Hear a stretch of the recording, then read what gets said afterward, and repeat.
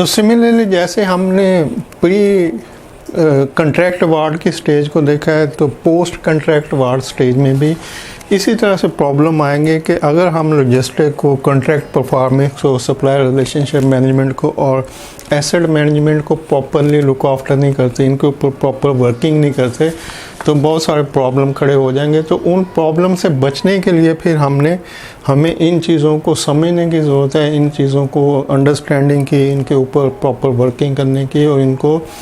Timely look after करने की ज़रूरत है, ताकि वो प्रॉब्लम जो आगे मैं बयान करने जा रहा हूँ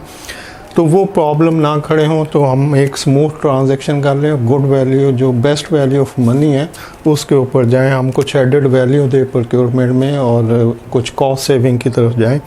तो वो उसी वक्त होगा जब हम इन प्रॉब्लम से, जो कि अब मैं बता रहा हूँ, उनसे बचते हुए इनके ऊपर कुछ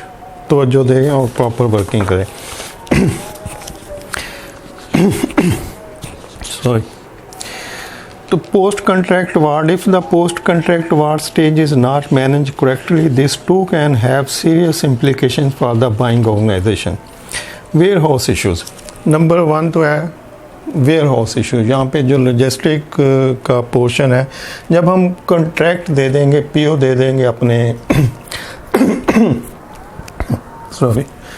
जब पीओ इशू हो जाएगा, कॉन्ट्रैक्ट चला जाएगा वेंडर को, तो उसके बाद जो नेक्स्ट स्टेज है वो सप्लाई की है। तो वेंडर ने, अब सप्लायर ने सप्लाई आपको देनी है। सप्लाई के लिए नंबर 1 जो चीज़ होगी वो है ट्रांसपोर्टेशन। अगर आप लॉजिस्टिक के ऊपर प्रॉपर वर्किंग आपकी नहीं होगी तो सबसे पहले ट्रांसपोर्टेशन में प्रॉब्लम आएगी। ट्रांसपोर्टेशन में क्या प्रॉब्लम आएगी, अगर आप इन कोर टर्म वाली वीडियो को देखें तो वहाँ पे बहुत सारी फ्रेट की टर्म्स हैं।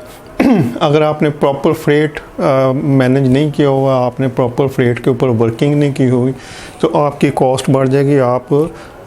को समझ नहीं आएगी कि हमने एक्स वर्क्स लेना था, हमने C&F लेना था, हमने डिलीवर्ड बेसिस के ऊपर लेना था। तो इन कोर टर्म्स को अगर आपने प्रॉपरली वर्कआउट नहीं किया हुआ लॉजिस्टिक वाले पोर्शन में, तो इसका मतलब कि सबसे पहले ट्रांसपोर्टेशन के टाइम पे आप कॉस्ट ज़्यादा पे कर सकते हैं और जिससे आपकी जो टोटल कॉस्ट है प्रोडक्ट की वो बढ़ जाएगी।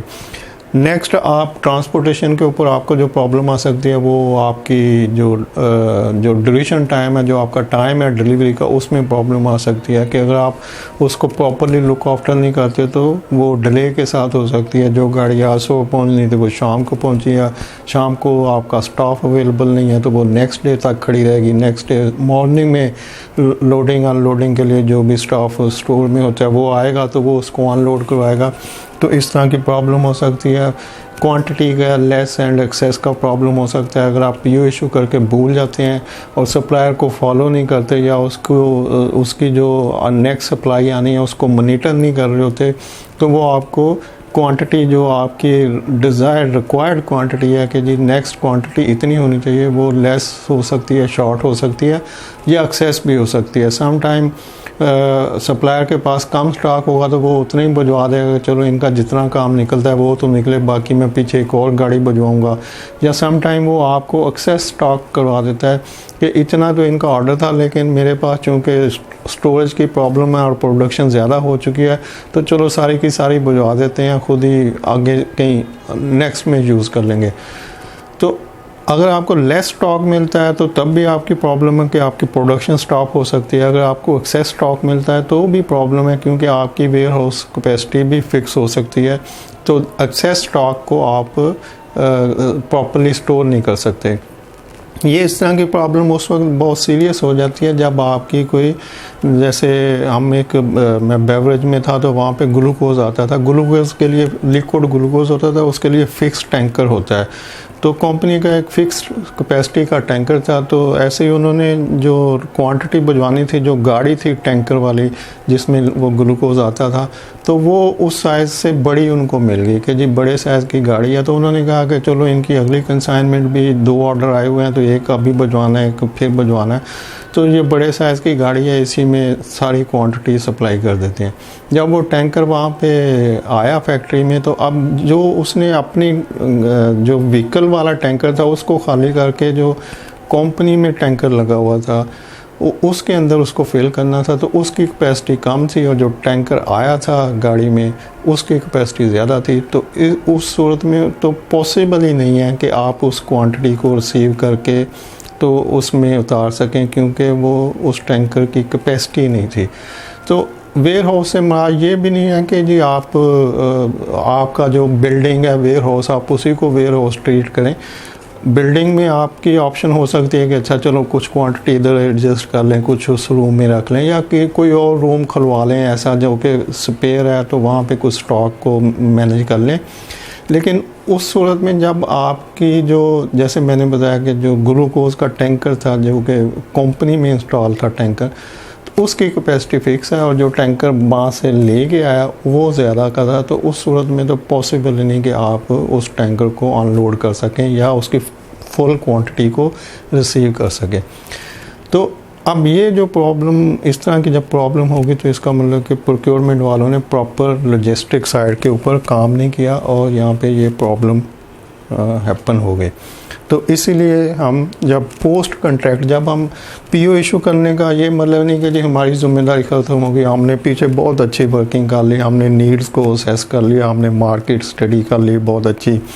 हमने स्ट्रेटजी बना ली बहुत अच्छा किया, हमने प्री प्रोक्योर करके सब चीज़ों को फाइंड आउट कर लिया बहुत। तो डॉक्यूमेंटेशन में हमने बहुत वकीलों से भी मशवरा कर लिया, ख़ुद भी बड़ी वर्किंग की, तो हमारा बहुत अच्छा सब काम बहुत अच्छा हो गया। लेकिन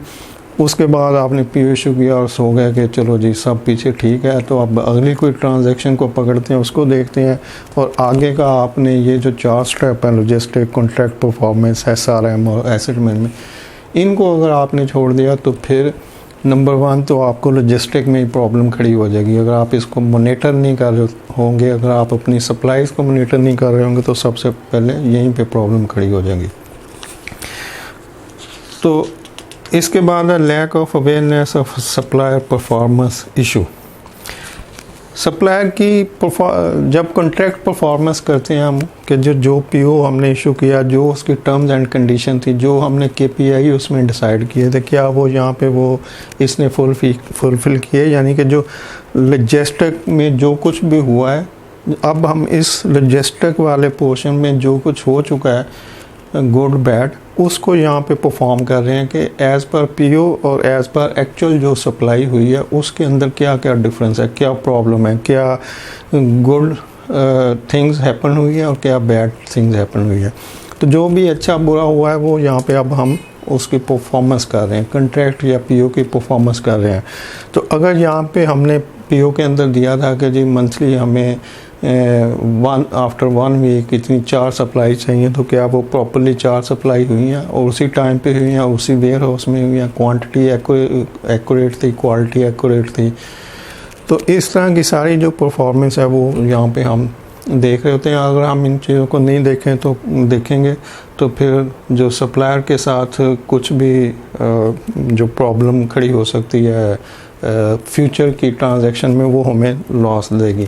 इसको एक आसान एग्जांपल से इस तरह से भी आप देख लें, नेक्स्ट सप्लायर रिलेशनशिप मैनेजमेंट भी आ रहा है कि आप एक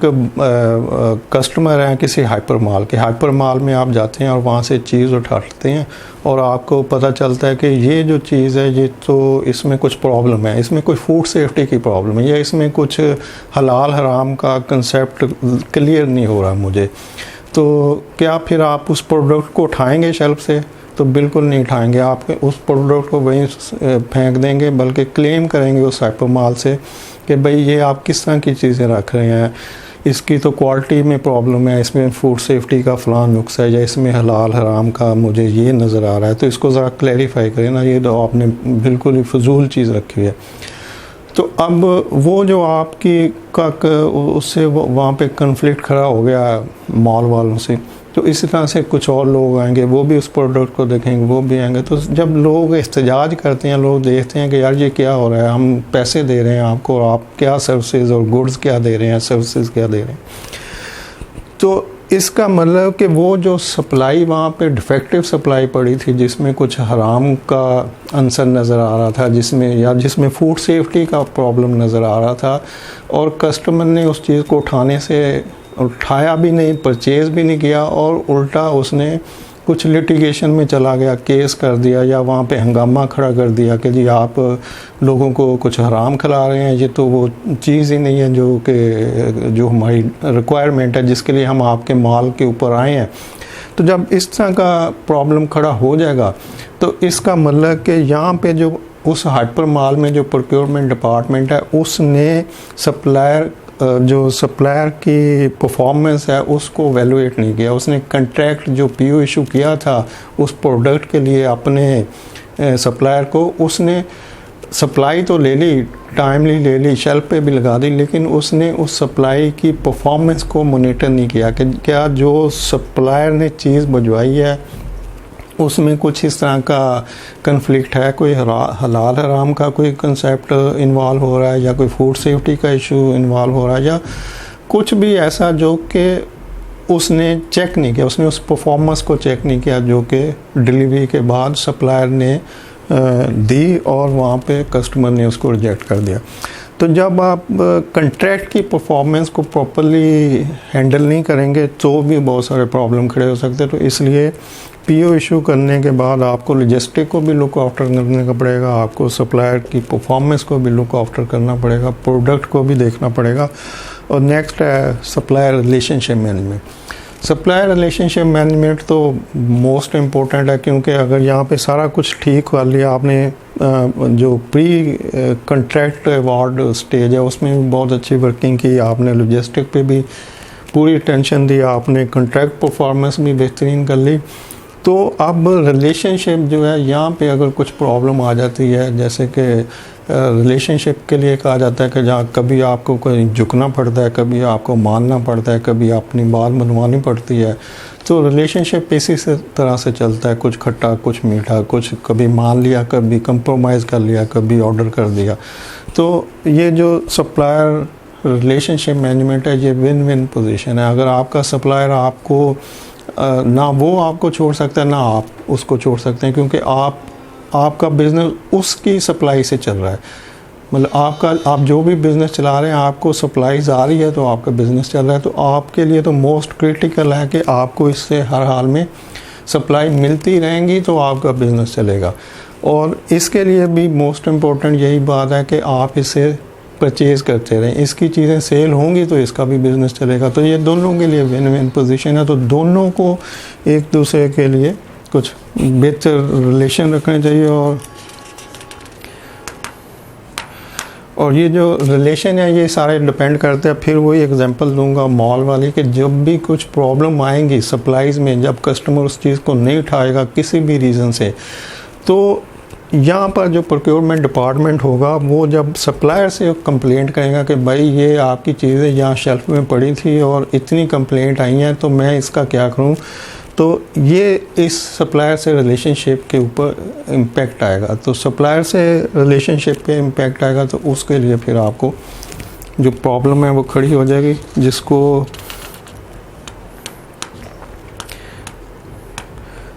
क्लोजली आपको मॉनिटर करना चाहिए और सप्लायर से आने वाली जितनी भी चीज़ें हैं उनको प्रॉपरली लुक आफ्टर करना चाहिए। और नेक्स्ट है एसेट मैनेजमेंट। कुछ चीज़ें मैं बुक से जस्ट हिंट लेता हूँ और जो मेरा अपना नॉलेज है उस हिसाब से मैं बोल देता हूँ। अगर मैं बुक को पढ़ने बैठूँ एक तो मेरा टाइम बहुत ज़्यादा उस पर ज़ाया होता है, और दूसरा उसमें से कुछ ऐसा मिलता भी नहीं है कि ये बुक उन लोगों के लिए है जिन्होंने एग्ज़ाम देना है और वो प्रॉपर इसको, और वो भी जिन्होंने एग्ज़ाम देना है उन्होंने भी अपने अल्फाज में इसको बयान करना है। जैसे यहाँ पे जो सप्लायर रिलेशनशिप मैनेजमेंट में जो प्रॉब्लम आ सकती हैं उसमें लिखा हुआ है कि lesson learn are important to help an organisation develop and be successful. Where contract are not reviewed और feedback obtained improvement are less likely to be implemented. In order to remain competitive, organizations should evolve, and this naturally occurs by reacting to feedback and making on going changes. कि जो भी problem है वो आपको properly अपने supplier से intimate करनी चाहिए, उनको इन्फॉर्म करना चाहिए, उनकी इम्प्रूवमेंट के लिए उस पर कुछ वर्किंग करनी चाहिए। जैसे अगर फूड सेफ्टी का कोई प्रॉब्लम निकलता है तो जो प्रोक्योरमेंट डिपार्टमेंट होगा उस हाइपर माल का, उसको सप्लायर को बताना चाहिए कि यार आप अपना ये जो FSMS है इसको इम्प्लीमेंट करें, या FSSC को इम्प्लीमेंट करें, या इस सिस्टम को इम्प्लीमेंट करें, तो अब हम आपका ऑडिट करेंगे जाके, तो आप अगर उसको कंप्लाई नहीं करेंगे तो हम आपको छोड़ देंगे। इस तरह की चीज़ें, ये जितने भी स्टैंडर्ड सिस्टम है दुनिया में, जो इंटरनेशनल स्टैंडर्ड है, ISO के स्टैंडर्ड हैं, फूड सेफ्टी के हैं, हैसप है, हलाल है, तो ये इसीलिए इम्प्लीमेंट हो रहे हैं कि कस्टमर की सेटिस्फेक्शन हो। कस्टमर जब चीज़ को उठाए तो उसको पता हो कि ये चीज़ इन स्टैंडर्ड के ऊपर बनाई गई है या इन स्टैंडर्ड के ऊपर सप्लाई हुई है। तो अब वो स्टैंडर्ड पूरी दुनिया में सेम होंगे तो उनके ऊपर कस्टमर की सेटिस्फेक्शन होती है। कस्टमर अगर देख ले कि ये FSSC सर्टिफाइड कंपनी है जिसने इसको सप्लाई किया है, तो अब उसको उसकी क्वालिटी को ज़्यादा डीपली चेक करने की ज़रूरत नहीं है। वो समझेगा कि ये एक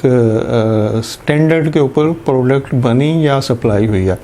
और उस स्टैंडर्ड को मॉनिटर करना प्रोक्योरमेंट डिपार्टमेंट की या उस बाइंग जिसने परचेज़ कर रहा है, हाइपर माल है तो उस हाइपर माल की ज़रूरत है। अगर कोई कंपनी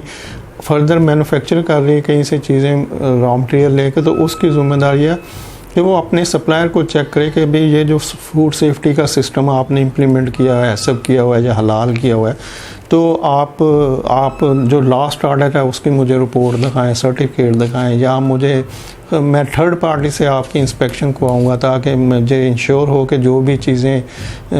बन रही हैं वो इस सिस्टम को उस पर प्रॉपरली इम्प्लीमेंट किया जा रहा है। तो ये सारी चीज़ें यहाँ पर सप्लायर रिलेशनशिप मैनेजमेंट में आएंगी। रिलेशनशिप मैनेजमेंट देखा, रिलेशन इसीलिए होता है, रिलेशन छोड़ने के लिए कभी नहीं होता। मतलब ये कहना कि जी ठीक है इससे नहीं लेते हम इससे ले लेंगे, इसको छोड़ देते हैं, इससे कर लेते हैं, तो ये पॉसिबल नहीं होता। जो कॉर्पोरेट वर्ल्ड है वहाँ पे बायर सप्लायर लिमिटेड होते हैं। आप एक को छोड़ के एक और के ऊपर जा सकते हैं, लेकिन फिर उसको छोड़ के आगे किधर जाएंगे। तो हमेशा चीज़ों को करेक्टिव एक्शन में देखा जाता है। ये नहीं देखा जाता कि जी इससे अच्छा नहीं मिलेगा तो मैं उससे ले लूँगा, तो उससे भी अच्छा नहीं मिलेगा तो फिर किधर जाएंगे। तो इसका मतलब कि किसी एक जगह पे जाके तो आपको रुकना होगा कि भाई अब और तो लोग ही कोई नहीं है जिनसे मैं ख़रीद सकूं, तो फिर ऐसा करता हूं कि मैं इससे कहता हूं कि यार ऐसे करो कि अपनी क्वालिटी बेहतर रखो, मैं आपको अपना एक बंदा बैठा देता हूं, वो आपको लुक आफ्टर करेगा, जहाँ पे आपकी गलती होगी वो आपको समझाता रहेगा, बताता रहेगा। तो आप इस तरह से चीज़ें बनाएं तो मैं आपसे ख़रीदूँगा। तो ये जब इस तरह की मॉनिटरिंग होगी तो वहाँ पे चीज़ें सही बनना शुरू हो जाएंगी। और ये रिलेशनशिप मैनेजमेंट है, यानी रिलेशनशिप मैनेजमेंट में आप किसी को छोड़ नहीं सकते। हाँ, उसको बेहतर करने के लिए जो भी गाइडेंस होगी, जो भी सिस्टम्स होंगे, वो आप उसको बता सकते हैं कि भाई इस तरह से करो ताकि आपके सिस्टम बेहतर है, हमारे रिलेशन बेहतर हैं, प्रोडक्ट जो है आपका भी बिज़नेस बढ़े, हमारा भी बढ़े। तो इस तरह से ये सप्लायर रिलेशनशिप मैनेजमेंट अगर प्रॉपर नहीं होगी तो यहाँ पे भी प्रॉब्लम आएंगे। और एसेट मैनेजमेंट में incorrect disposal of assets by monitoring and logging the disposal, decommissioning or removal cost of an asset, a buyer can build up a database of information which can be used to assist with calculating TCO. जब भी आप कुछ procure करते हैं तो आप उसकी TCO, total cost of ownership को कैलकुलेट करते हैं। जब आपने उसकी टोटल कॉस्ट ऑफ ऑनरशिप को कैलकुलेट कर लिया कि जी ये इतनी इसकी लाइफ है, इतना इसका ख़र्चा होगा, और इसके बाद ये चीज़ जो है वो एक्सपायर्ड हो जाएगी, ख़त्म हो जाएगी, और हमने इसको निकालना है, डिस्पोज ऑफ कर देना। अब डिस्पोज ऑफ के ऊपर भी कॉस्ट आती है, जो कि जैसे उसकी अगर कोई प्लांट मशीनरी है तो उसको डीकमिशनाइज किया जाएगा, उसको खोला जाएगा, उसको निकाला जाएगा, फिर उसको सोल्ड आउट कर दिया जाएगा, स्क्रैप में सेल हो या सेकंड हैंड में सेल हो। तो इस तरह के सारे जो, अगर आप एसेट मैनेजमेंट को प्रॉपरली मैनेज नहीं करते तो वो एसेट जो आपके एक्चुअली बुक में एसेट लिखे हुए हैं, लेकिन प्रोक्योरमेंट को पता ही नहीं कि इसका जो लाइफ कब ख़त्म हो रही है, और इसकी जब लाइफ ख़त्म होगी तो उसके ऊपर कितने अखराजात आएंगे, उसकी डीकमिशनिंग के कितने अखराजात आएंगे, उसको स्क्रैप सेल में क्या प्रोसेस करना है। तो अगर वो इस तरह की चीज़ें मॉनिटर नहीं करता तो हो सकता है कि वो जो डीकमिशनिंग आज होनी है अगर वो भूल जाते हैं और वो साल बाद होती तो उसकी कॉस्ट कुछ और बढ़ जाएगी। जो स्क्रैप अभी सेल हो सकता है वो फर्दर स्क्रैप में कन्वर्ट हो जाए और साल के बाद वो हाफ रह जाए या बिल्कुल ख़त्म हो जाए वहीं पे पड़ा पड़ा, तो उसकी वो कॉस्ट भी ना मिले। तो इस तरह की जो प्रॉब्लम यहाँ पे हो सकती है कि आपके जो एसेट की जो स्क्रैप की वैल्यू है वो भी आप लूज़ कर दें, तो उसके लिए आपको